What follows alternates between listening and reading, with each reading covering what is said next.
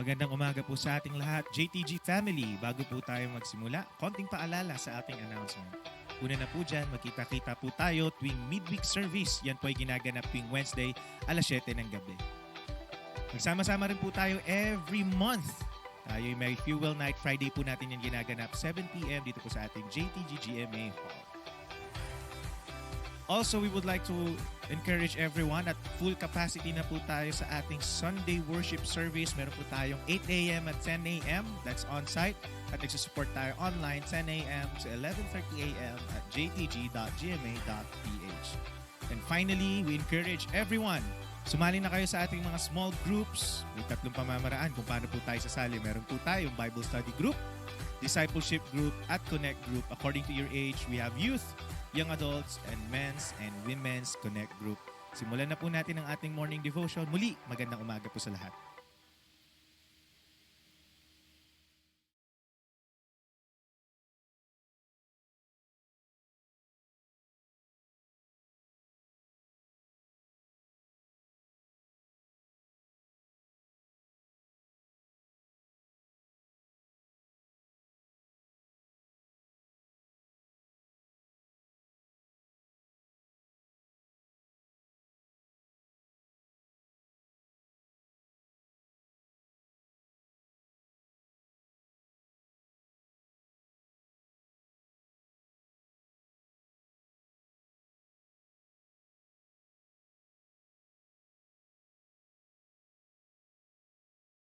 Morning, everyone. We're going to worship the Lord today, and we know that you set your hearts to God, so please join us.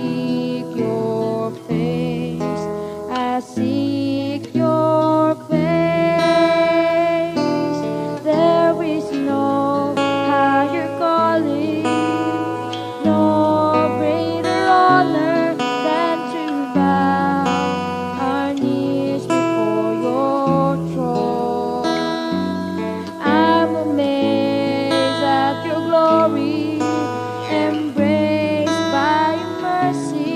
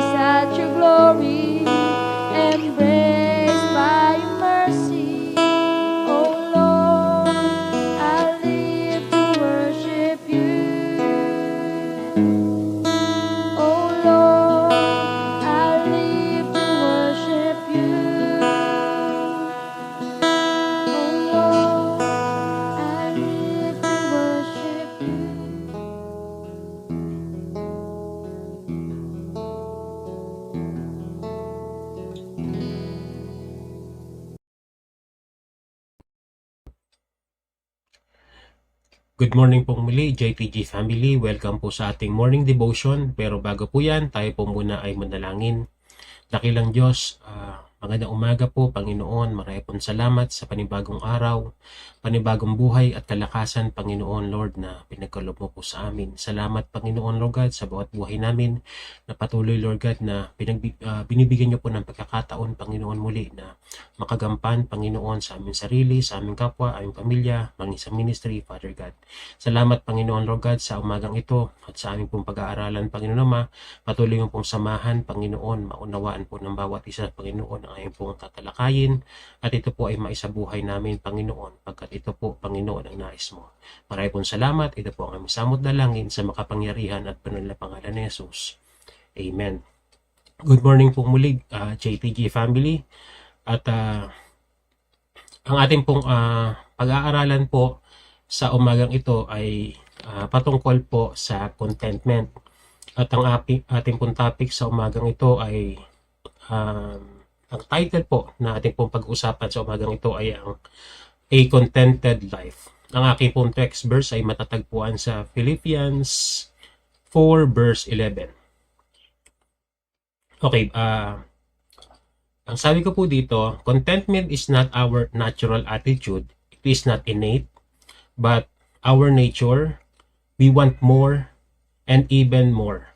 Today, let us learn how to be content like what Apostle Paul is telling about to the Philippians. Ito po, ang contentment po ay hindi po natural na attitude po natin. Hindi po ito parang inborn na para bang kasama talaga ito sa atin pong pagkatao.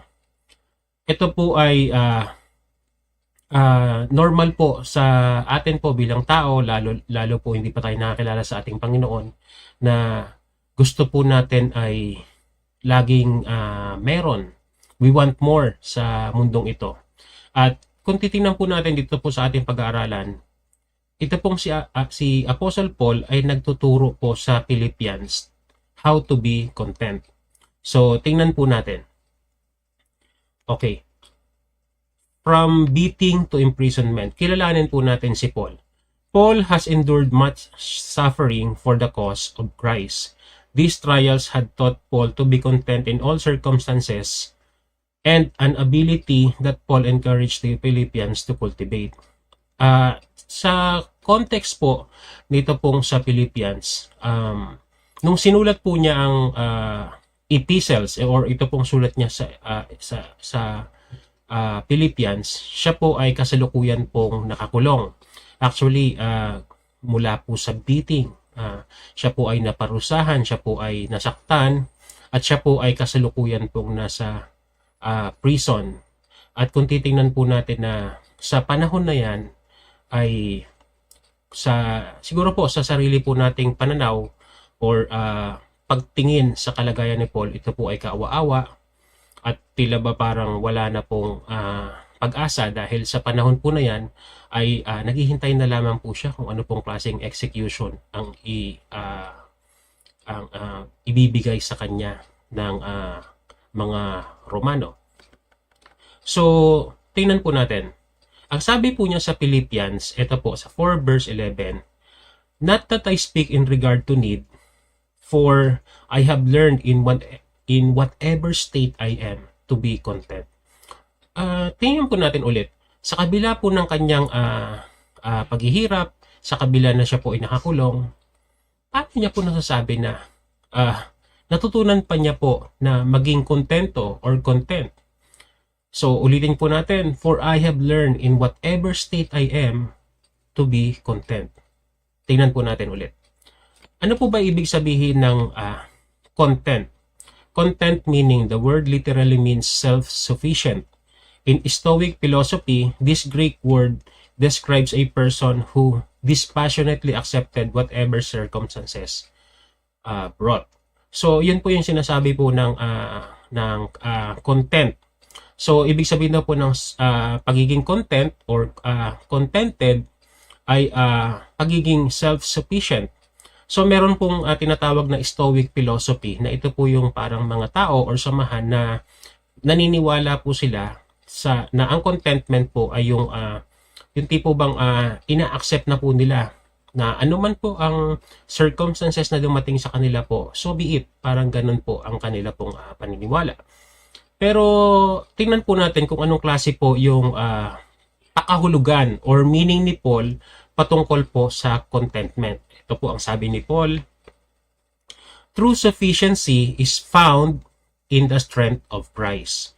In all sufferings, beatings, imprisonment, and even his future execution, Paul shares his joy to the Philippians and his gratitude. A picture of a person who is content whatever happens to him in the future. Praise God. Tingnan po natin ulit na ang sinasabi po ni Paul na contentment ay yung sufficiency in the strength of Christ. Yun nga po sa kabila po ng mga dinadanas niya po sa panahon na yan nung sinulat niya po yung epistles to the Ephesians. Siya po ay nasa kalagitnaan ng sufferings, ng beatings, ng pambubugbog po sa kanya dahil nga po nakakulong siya at naghihintay na lang po siya ng future execution. Sa kabila po ng lahat ng yon, nakuha pa rin po niyang sulatan ang mga Philippians. At sa kanya pong sulat ay makikita po natin na sinishare po niya yung kanyang joy para po sa Philippians and even his gratitude, yung kanyang pasasalamat po sa mga Philippians po. So, tingnan po natin yung sinasabi pong contentment. Ang contentment po ba ay parang ito po ba ay masasabi po bang kontento tayo na parang kapag kontento tayo, maging tamad na lang ba tayo or maging complacent na lang po ba tayo? Ganun po ba yun? So, ang ibig po sabihin dito, contentment does not mean being lazy or complacent. Instead, it's about finding a balance between appreciating what you have while also striving for growth and improvement. So, malinaw po na sinasabi po doon na ang contentment po, hindi po ibig sabihin na parang wala na. Okay na lang na ganun-ganun na lang. Wala na po tayong gagawin. Maging tamad na lang tayo or maging complacent. Parang bahala na ba ang buhay? Hindi po ganun. Ang sinasabi po dito, ang contentment po is about finding balance between appreciating what you have while striving for growth and improvement. Ano po ba ibig sabihin nito? Parang ganito po yan. Ang pagiging kontento po is finding a balance. Babalansehin po natin na hindi naman po masama na asam po tayo ng mga bagay na mas ikabubuti pa ng ating buhay, ikaaangat pa ng ating kasalukuyang estado in terms of our economy, sa sarili po nating finances, or even sa sarili po natin, self-growth, or sa careers man yan, or sa kung ano man po ang mga tinatahak natin. Wala pong masama na asamin po natin na tayo pa po ay umunlad sa ating pong buhay. Pero ang sinasabi pong contentment is about being gratitude kung ano man po yung meron tayo ngayon. Kasi minsan po sa kagustuhan po natin na ma-achieve pa yung mas matataas na bagay, hindi nagiging ingratitude na po tayo sa mga bagay na meron na tayo ngayon. So yun po yung binabanggit po dito na dapat meron po tayong nababalanse po natin yung mga bagay na katulad nito. So we should appreciate po kung ano na po yung meron ngayon. So halimbawa po, gusto mo po ng malaking bahay, mas komportableng bahay. Wala pong masama na mag-asam po or mangarap man po tayo na makakuha noon sa hinaharap. Pero kailangan po na maging sa kasalukuyan po na meron po tayong bahay na tinitirhan, meron po tayong bubong na masisilungan, meron po tayong komportableng higaan. Dapat doon pa lang po maging thankful na po tayo dahil malayo pa man yung ating inaasam. Still, hindi naman po tayo masasabing wala. Meron pa rin po tayong na-enjoy sa kasalukuyan. So, from that point of view, may kita po natin na kung ano po yung meron tayo ngayon, meron po tayong mga bagay na dapat ipagpasalamat. Yun po yung ibig sabihin ng contentment. Ito pa po, contentment involves being grateful for the present moment and your current circumstances, but it doesn't prevent you from setting goals, working hard, and pursuing personal or professional or spiritual growth or development. So ito po yung binabanggit ko po kanina. So ang tinuturo po sa atin ni Paul ay katulad na lang po ng sinasabi ni Paul na maari po ilang araw na lang mula nang sinulat niya to ay haharap na po siya sa kanyang execution. Kung tayo man po ang nasa kalagayan niya, siguro po wala na tayong ibang isipin sa kalagayang iyon kundi yung ating future na magiging execution. Wala na tayong mga bagay na makikita kundi yun na lang. Pero sa buhay po ni Paul, alam niya na parating siya sa ganong execution. Parating siya sa katapusan ng kanyang buhay. Pero pinili po niyang tingnan ang kanyang present status. Pinili po niyang tingnan yung mga bagay na dapat na kanya pang ipagpasalamat. So katulad po ng ginawa niya sa epistles nito sa Philippians, actually ito po ay isang thank you letter. So kung makikita po natin na sa kabila ng mga kabigatan, kahirapan, sufferings na kanyang kinaharap, ginawa po niyang sulatan ang mga Philippians sa pamamagitan nito pong epistles na siya po talaga ay nagpapasalamat. So tingnan po natin kung bakit po siya nagpapasalamat. Okay, tingnan po muna natin yung may isa pa po pala. Contentment is about a positive attitude while maintaining a healthy drive to achieve your aspiration. So yun nga po, ang contentment po is having a positive attitude na sa kabila po ng mga bagay po na ating po nakikita, nakakaharap, or let's say sa present na ating pong mga dinaranas po, maraming pong mga hindi maganda, or may bigat na bagay po na tayo po naranasan. Ang tinuturo po ng contentment, we should have a positive attitude while maintaining a healthy drive to achieve your aspiration. So ibig sabihin po, still po na parang alam niyo po yun na sa mga pinagdadaanan po natin, ang lagi po nating ilagay sa mind po natin na lahat po yan ay it will come to pass. So ibig sabihin po, lilipas din po yan. Hindi po laging nasa mabigat na kalagayan po ang bawat buhay po natin. So, ang sabi po dito, tingnan po natin kung ano po yung state or kalagayan po ni Paul nung sinusulat po niya ito pong epistles to the Philippians. Sabi po dito, letter A, Paul is presently in prison when writing this letter to the Philippians. It was a prison epistles. So, yun nga po. Katulad din po ng iba pang mga sulat niya po sa Thessalonian, Colossians, and even po sa Philemon. Lahat po yan, mga prison epistle. Ibig sabihin po, sinulat niya po yan mga sulat na yan na siya po ay kasalukuyang nasa bilangguan. So, alam naman po natin na kaya po siya inabilanggo dahil nga po sa mga paratang po sa kanya ng mga kapwa din po niya mga Diyos. At siya po ay nakakulong. Kasalukuyan nakakulong po sa Roman Empire. Okay, even facing an uncertain future, Paul wrote this thank you letter to the Philippians that expresses his abundant joy in what God was accomplishing through them. Tingnan po natin. So, alam niyo po yon, sa kabila po ng mga nararanasan ni Paul na kanina ko pa nga po inuulit-ulit na kanyang sufferings po, pinili pa rin po niya na i-express yung kanya pong abundant joy. So, sobrang, alam niyo po yung kagalakan pa yung nararanasan ni Paul dahil sa nakikita niya pong mga magagandang ginagawa ng Diyos sa buhay po ng mga Philippians.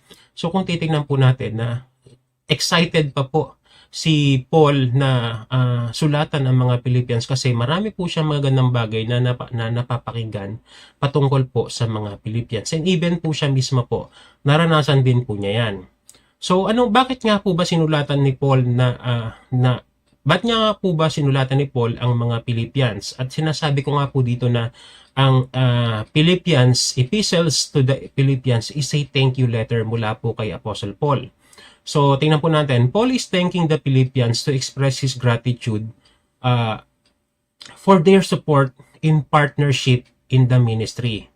So, tingnan po natin sabi po sa Philippians 4 verse 15, now, ito po ang nagsasalita po si Paul, now you Philippians know also that in the beginning of the gospel, when I departed from Macedonia, no church shared with me concerning giving and receiving but you. So, sinasabi po dito ni Paul na sa pagpapasimula po ng kanya pong mission na ipalagana po ang salita ng Diyos, wala pong ibang church ang nagbigay po ng suporta sa kanya kundi ang mga Philippians. So, yun po ang isa sa pinagpapasalamat po ni Paul sa mga taga-Pilipos. So, bukod po dito, hindi lang din po si Paul, hindi lang din po even po sa, nung nag-mission po siya sa Thessalonica, ang mga Philippians din po ang sumuporta sa kanya. Tingnan po natin sa Philippians 4 verse 16, for even in Thessalonica, you sent aid once, and again, for my necessities. So, sobrang thankful po si Paul dun sa mga bagay na yon na sa kanya pong paghayo or sa kanya pong missionary journey na andun po, nakasuporta po sa kanyang likuran ang mga Philippians. Kung titingnan po natin ang mga taga-Philippians po, hindi po sila mayamang lugar.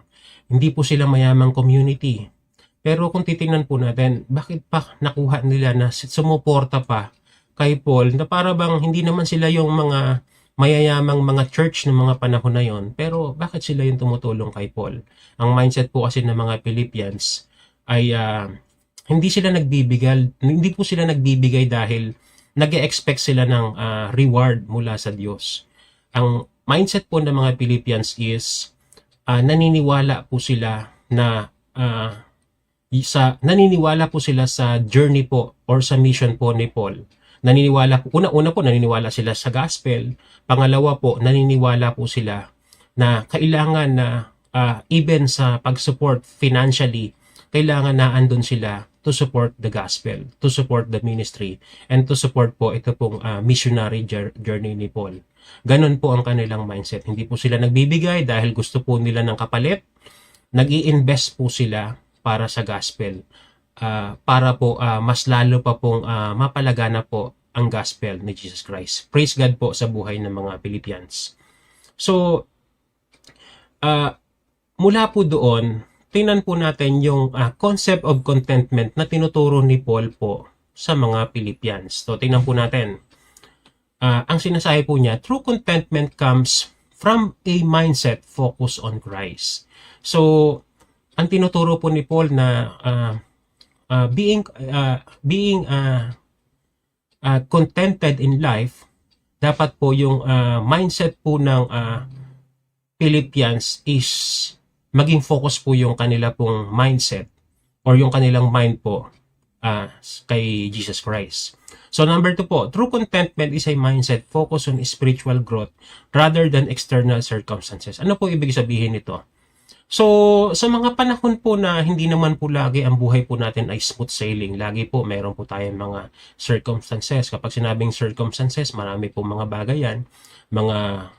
Sa buhay po ng Philippians, particularly, sinasabi ko nga po kanina, hindi naman po sila mayamang church, hindi sila mayamang community. So, marami silang mga circumstances sa buhay.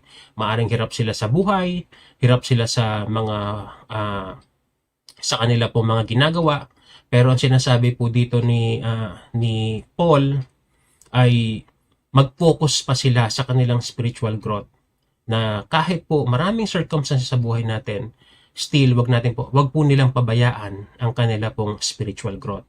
So ano pa po ba sinasabi ni Paul? True contentment is to find joy and peace in our relationship to God regardless of any situation. So parang ganun din naman po yung kanina. So sa una po, ang sabi po ay mag-focus po sila sa spiritual growth.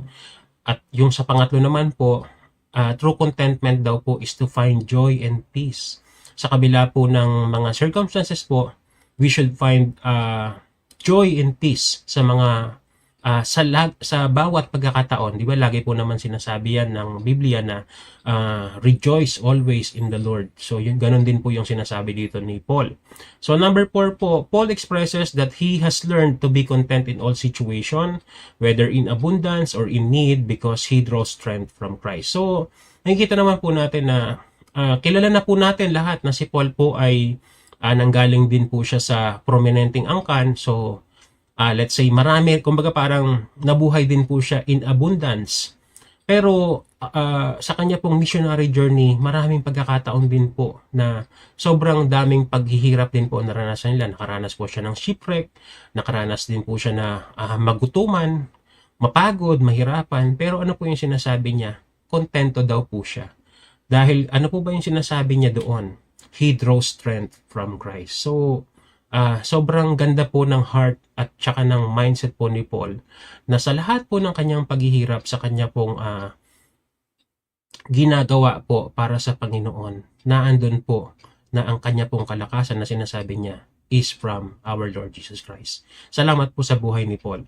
And through this, Paul conveys the idea that contentment is not dependent on material possession, but on deep faith and trust in God's provision. So yun nga po yun. So, ang sinasabi po ni Paul na ang contentment po ay hindi po dependent sa mga material na bagay.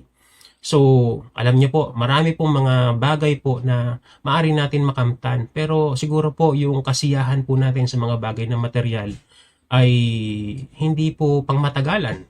Maaari po na pag bumili tayo ng mga bagay sa buhay natin, let's say bagong bahay, bagong sakyan, eventually, di ba po, yung maari po sa umpisa, masaya tayo, excited tayo. Pero alam niyo po, habang naluluma yan, yung ating pong yung excitement natin sa mga bagay na yan, di ba po, over time nawawala. Pero ano po ba yung sinasabi ni Paul sa sentence na to? Sabi niya po ay, contentment is to have a deep faith and trust in God's provision. Doon po tayo yun po ang ating panghawakan, yung ating pong pananampalataya at pagtitiwala po na hindi po kailanman magkukulang po ang Diyos sa ating pong mga buhay. Salamat po sa Panginoon. So, conclusion na po tayo, mabilis lang po tayo. In conclusion, Paul's teaching on contentment emphasizes that believers today should find their contentment in their relationship to God and their faith rather than being solely dependent on external circumstances. So, ang tinuturo, kung ano po yung tinuturo ni Paul sa Philippians, tayo po bilang believers today, ganun din po dapat ang ating pong mailagay sa ating pong puso't isipan na ang contentment po ay mahanap po natin. Walang iba po kundi sa ating pong relasyon sa Diyos. At dahil po sa ating pong pananampalataya, maging dependent po tayo sa ating Panginoon. Kahit ano pa po ang dumating sa ating buhay, kahit ano po pong mga kabigatan, kahirapan, kung mayroon man pong sakit or sakuna, still po, maari po yan mga yan, dadaanan po talaga po natin. Dahil nakalaan naman po talaga, lahat po tayo dadaan dyan.